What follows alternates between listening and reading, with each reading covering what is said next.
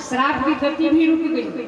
आज नारद के मन में बैठकर ध्यान लगाने की इच्छा हुई तो नारद जी वहां समाधि लगाकर बैठ गए और अब ध्यान में नारद जी जाप कर रहे। इंद्र ने देखा नारद तो चलते फिरते नाम गाने वाला में से है, तो आज ये बैठकर ध्यान लगा रहा है, इसका मतलब कुछ पाना चाहता है भगवान से। क्या पाना चाहता होगा? तो जो व्यक्ति जैसा रहता है दूसरे के लिए भी ऐसा ही सोचता है। इंद्र ने सोचा जरूर इसकी दृष्टि हमारे राज्य पर पड़ी, ये हमारा राज्य ही पाना चाहता होगा। और कामदेव, रंभा, मेनका, उर्वशी आदि अप्सराओं को कामदेव को भेजा कि जाओ नारद की तपस्या भंग करो।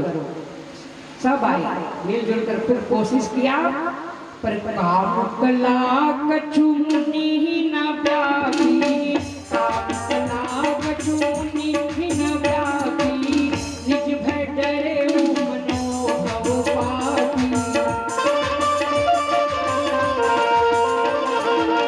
निज भय डरे मनोभव पाती।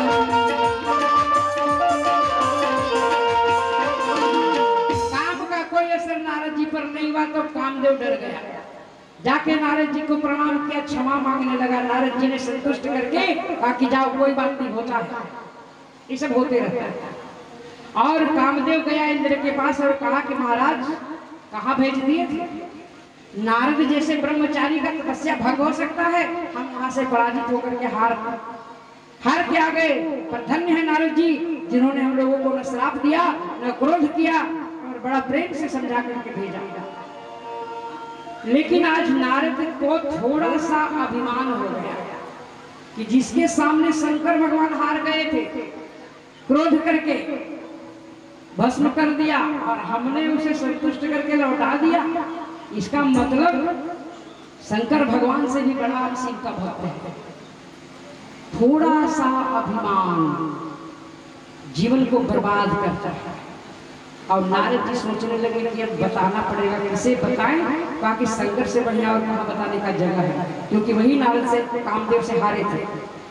और तब नारद गवने वो शिव पानी, तब नारद गवने वो शिव पानी, पिता काम यह प्रीति मन मानी।